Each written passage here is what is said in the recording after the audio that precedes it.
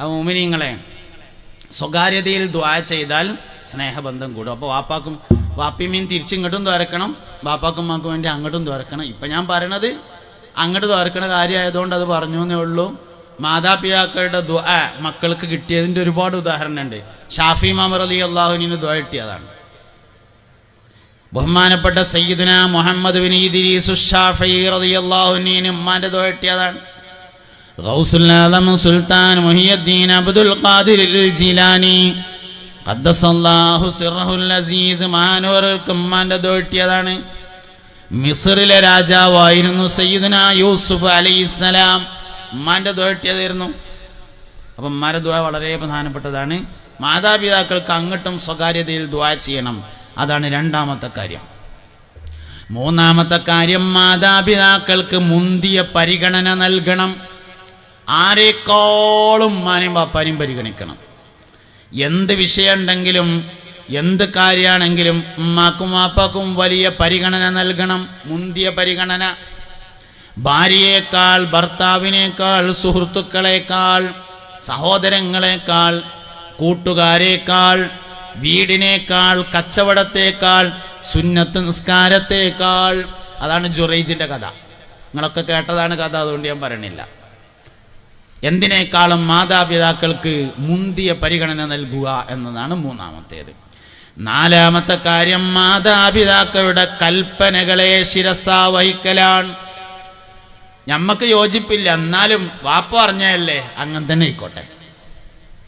നമുക്ക് വേണ്ടത്രയാണ് ബോധിച്ചിട്ടില്ല, എന്നാലും ഉമ്മ പറഞ്ഞല്ലേ അങ്ങനെ തന്നെ ആയിക്കോട്ടെ. മാതാപിതാക്കളുടെ കൽപ്പനകൾക്ക് വലിയ പ്രാധാന്യം നൽകണം. അഞ്ചാമത്തെ കാര്യം, എന്ത് വിഷയങ്ങൾക്കും മാതാപിതാക്കളുടെ ഉപദേശം തേടണം. സൂപ്പർ മാർക്കറ്റ് തുടങ്ങുകയാണ്, വാപ്പാടം ചോദിക്കുക, ഉമ്മാടം ചോദിക്കുക, ഓല അഭിപ്രായം അറിയാം. ഗൾഫിൽ പോവുകയാണ്, വാപ്പാടെന്ന് വിവരം പറയാ, ഉമ്മാടെന്ന് വിവരം പറയാ. ഉംറക്ക് പോവുകയാണ്, വാപ്പാടെന്ന് വിവരം പറയാ, ഉമ്മാട് വിവരം പറയാം. പെരപ്പണി തുടങ്ങുകയാണ്, വാപ്പാട് വിവരം പറയാ, ഉമ്മാനോട് പറയാ, അഭിപ്രായം ചോദിക്കുക. ഏത് വിഷയത്തിലും മാതാപിതാക്കളോട് കൂടിയാലോചന നടത്തലാണ് അഞ്ചാമത്തെ കാര്യം. ഇന്നിപ്പോൾ നമ്മൾ സമൂഹത്തിൽ കാണുന്ന വലിയൊരു പ്രശ്നമുണ്ട്. കുട്ടികളിങ്ങനെ ലേശം വലുതായി വന്ന്, ഒരാൾ അക്കരമ്മ പോയി ഓന് കുറഞ്ഞൊരു വരുമാനമൊക്കെ ആയി, ഒരാൾ ഇക്കരമ്മ പോയി ഓനും തിരക്കടില്ലാത്ത വരുമാനമൊക്കെ ആയി, ഒരാൾ നടുവിൽ ചെറിയൊരു കച്ചവടം തുടങ്ങി ഓനും വലിയൊരു കുഴപ്പമില്ലാതായി. അങ്ങനെയൊക്കെ തന്നെ നല്ല മട്ടത്തിലായാൽ ഇമ്മിയും മക്കളും കൂടി ഒന്നായിട്ട് വാപ്പാനൊരു ചവിട്ടേണ്ടി ഒട്ടും. പിന്നെ വാപ്പാക്ക് ആ പെരയിലൊരു സ്ഥാനമില്ല. ഒന്നിലും അഭിപ്രായം ചോദിക്കൂല, ഒന്നിലും മൂപ്പർക്ക് ഇടപെടാൻ പറ്റൂല, ഒന്നിലും മൂപ്പരോടൊട്ട് ചോദ്യമില്ല. മൂപ്പര ആ നഴ്സറി കുട്ടി സ്കൂളിൽ നിന്ന് വരുമ്പോൾ ബസ്സിൻ്റെ അവിടെ നിന്ന് പോയിക്കുക, രാവിലെ ആ മീൻകാരൻ വരുമ്പോൾ ഒന്ന് വാങ്ങിങ്ങാണ്ട് പെരയെ കൊണ്ടേ കൊടുക്കുക, വൈകുന്നേരം ഒരു ടോർച്ച് എടുത്തുങ്ങാണ്ട് മരുവിക്ക് പള്ളിക്കൊക്കെ പോവുക. ഇങ്ങനെയൊക്കെയുള്ള ഒന്ന് രണ്ട് പരിപാടി മാത്രമായിട്ട് വാപ്പാക്ക് ഒതുങ്ങി. വേറെ പെരയിലൊരു അഭിപ്രായത്തിനും മൂപ്പരില്ല, ചോദിക്കലുമില്ല, പറയലുമില്ല. ഇന്ന് നമ്മൾ കണ്ടുകൊണ്ടിരിക്കുകയാണ്. അള്ളാൻ്റെ ആദ്യത്തെ ഹൽക്ക് വാപ്പയാണ്, ഉമ്മല്ല കേട്ടോ. അള്ളാഹു തആല ആദ്യം പഠിച്ചത് വാപ്പാനെയാണ്. അതിനാണ് നമ്മൾ അബൂനാ അബുൽ ബശർ എന്ന് പറയുന്നത്. സയ്യിദുനാ ആദം അലൈഹിസ്സലാം, അൽ അബു ഔ അൽ വാലിദു ഔസതു അബ്വാബിൽ ജന്ന ഹബീബുനാ റസൂലുള്ളാഹി. മുസ്തഫായ നബി തങ്ങൾ പറഞ്ഞിട്ടുണ്ട്, വാപ്പ സ്വർഗത്തിന്റെ നടുവിലെ വാതിലാകുന്നു. വാപ്പ ഒരു മനുഷ്യന്റെ അഡ്രസ്സാണ്. വാപ്പ എന്ന് പറഞ്ഞാൽ നമ്മൾ ആരാണ്, നമ്മൾ എന്താണ് എന്ന തീരുമാനം ശരിക്കും വാപ്പയാണ്. നമ്മളൊരു മനുഷ്യനെ പറ്റി പറയുമ്പോൾ ആദ്യം ചോദിക്കുക എൻ്റെ വാപ്പ ആരാന്നാണ്. അതിങ്ങനെ തലമ ഇങ്ങനെ മാന്തിങ്ങാണ്ട് പറഞ്ഞു വാപ്പ എന്ന് പറഞ്ഞാൽ അതിൻ്റെ അർത്ഥം തന്തല്ലാത്തവനാണെന്ന്. അവൻ എത്ര വലിയ പറഞ്ഞിട്ടൊരു പ്രയോജനമില്ല, കേൾക്കൂല. മനുഷ്യൻ്റെ അഡ്രസ്സ് തന്നതും എൻ്റെ വാപ്പയാണ്. മുത്തുനബി പറഞ്ഞിട്ടുണ്ട് സല്ലല്ലാഹു അലൈഹി വസല്ലം, അന ഫീ മില്ലത്തി അബീ ഇബ്രാഹിം, ഞാൻ എൻ്റെ വാപ്പയായ ഇബ്രാഹിമിൻ്റെ മാർഗത്തിലാണ്. അന ഞാൻ, ഫീ മില്ലത്തി മാർഗത്തിലാണ്, അബി എൻ്റെ പിതാവായ ഇബ്രാഹിം, ഇബ്രാഹിമിൻ്റെ മാർഗത്തിലാണ് അലൈഹിസ്സലാം. അത് നല്ല മലയാളത്തിൽ നേരങ്ങത്തിൽ അർത്ഥം വെക്കുകയാണെങ്കിൽ കേട്ടോ, നമ്മളെ വേങ്ങര ഭാഷയിൽ അർത്ഥം വെച്ചാൽ അതിൻ്റെ അർത്ഥം അങ്ങനെയല്ല. അനഫി മില്ലത്തി അബി ഇബ്രാഹിം എന്ന് പറഞ്ഞാൽ വേങ്ങര ഭാഷയിൽ അതിൻ്റെ അർത്ഥം എങ്ങനെ വരും നിങ്ങൾ അറിയങ്ങൾ? എൻ്റെ വാപ്പാരാന്നറിയാൻ എനിക്ക് ഇബ്രാഹിമാണ് ആലോചിച്ച് കളിച്ചോണ്ടു എന്നാണ് അതിൻ്റെ നമ്മളെ നാടൻ ഭാഷയിൽ അർത്ഥം. ഒരു മനുഷ്യൻ്റെ ഫലം അവൻ്റെ വാപ്പയാണ്, ഒരു മനുഷ്യൻ്റെ അഡ്രസ്സ് അവൻ്റെ വാപ്പയാണ്. അതുകൊണ്ട് വാപ്പാക്ക് മുന്തിയ പരിഗണന കൊടുക്കണം. ഇമ്മാനെ നമ്മൾ എപ്പോഴും പറയായതുകൊണ്ട് ഞാൻ വാപ്പാനെ പറഞ്ഞതാണെന്നേ ഉള്ളൂ. ഉമ്മാനെ മോശമാക്കണം എന്ന് ഈ പറഞ്ഞതിന് അർത്ഥമല്ല. വാപ്പാക്ക് വലിയ പരിഗണന കൊടുക്കണം. അതുകൊണ്ട് അഞ്ചാമത്തെ കാര്യം മാതാപിതാക്കളുടെ കൽപ്പനകളെ അനുസരിക്കുക എന്നതാണ്.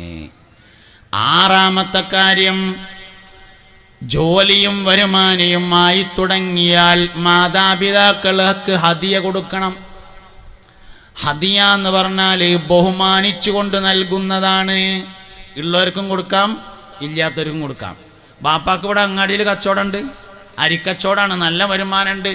എന്നാലും പെരുന്നാളാവുമ്പോൾ വാപ്പ ഒരു തുണിങ്ങുപ്പായെടുത്താളി ഇറങ്ങാണ്ട് ഒന്ന് കൊടുത്ത്, അതിൻ്റെ പേരാണ് ഹദിയ.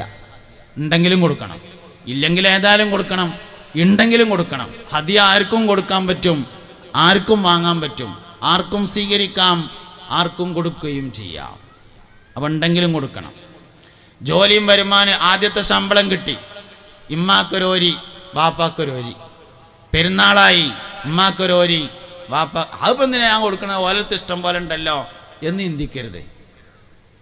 ഓലത്ത് ഇഷ്ടം പോലെ ഉണ്ട്, ഓല കാര്യമൊക്കെ നടക്കുന്നുണ്ട്. അനക്ക് മാതാപിതാക്കളോടുള്ള ബന്ധം ഉറക്കണോ, ഇജ് കൊടുക്കണം. ഹദിയ കൊടുക്കണതിന് വലിയ പ്രാധാന്യമാണ്.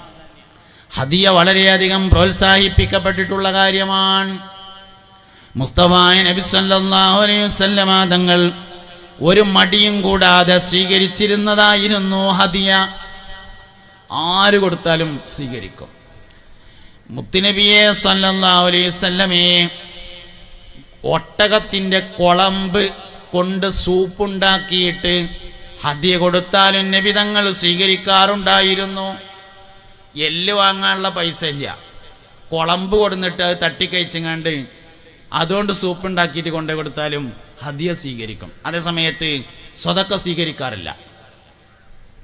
സയ്യിദുനാ സൽമാനുൽ ഫാരിസി റളിയല്ലാഹു അൻഹു, പേർഷ്യക്കാരനായ സൽമാൻ റളിയല്ലാഹു അൻഹു ഇസ്ലാമിലേക്ക് വരാനുണ്ടായ ഒരു കാരണം, സൽമാൻ ഫാരിസി വെളുത്ത വർഗക്കാരനായ അടിമയും ബിലാൽ റളിയല്ലാഹു അൻഹു കറുത്ത വർഗക്കാരനായ അടിമയുമാണ്. രണ്ട് അടിമകളാണ് ഇസ്ലാമിൽ വിപ്ലവം തീർത്തത്. ഒന്ന് കറുത്ത വർഗക്കാരനായ ഒരു അടിമ സയ്യിദുനാ ബിലാൽ റളിയല്ലാഹു അൻഹു, നമ്മളെ നേതാവ് ബിലാൽ റളിയല്ലാഹു അൻഹു. രണ്ടാമത്തേത് വെളുത്ത വർഗക്കാരനായ ഒരു അടിമ സയ്യിദുനാ സൽമാനുൽ ഫാരിസി റളിയല്ലാഹു അൻഹു. ഒരിക്കൽ പൂർവകാല വേദങ്ങളിൽ നിന്ന് സൽമാനുൽ ഫാരിസി അവസാന പ്രവാചകൻ സ്വതക്ക ഭക്ഷിക്കുകയില്ല എന്ന് മനസ്സിലാക്കിയിരുന്നു. അങ്ങനെ ഒരിക്കൽ നബി തങ്ങൾക്ക് പരീക്ഷണാർത്ഥം, ഇസ്ലാമിലേക്ക് വരുന്നതിൻ്റെ മുമ്പ് പരീക്ഷണാർത്ഥം അല്പം ഈത്തപ്പഴമെടുത്ത് കൊണ്ടേ കൊടുത്തിട്ട് പറഞ്ഞു, മുഹമ്മദേ ഇത് നിനക്ക് സ്വതക്കയാണ് എന്ന് പറഞ്ഞു സല്ലല്ലാഹു അലൈഹി വസല്ലം.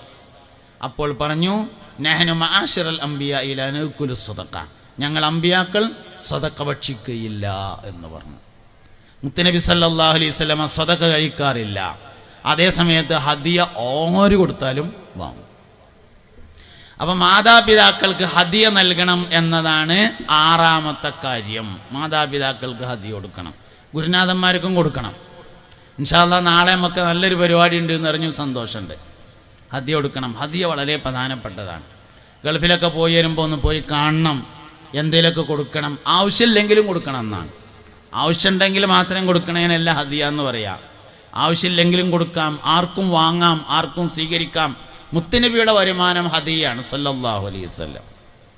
നബി സല്ലല്ലാഹു അലൈഹി വസല്ലം തങ്ങളുടെ ജീവിത വരുമാനം എന്തായിരുന്നു എന്നതിൽ നേരിയൊരു അഭിപ്രായ വ്യത്യാസമുണ്ട്. ഭൂരിഭാഗം ആളുകളും പറഞ്ഞിട്ടുള്ളത് ഹദിയയായിരുന്നു നബി സല്ലല്ലാഹു അലൈഹി വസല്ലമയുടെ വരുമാനം എന്നാണ്. അപ്പോൾ അതുകൊണ്ട്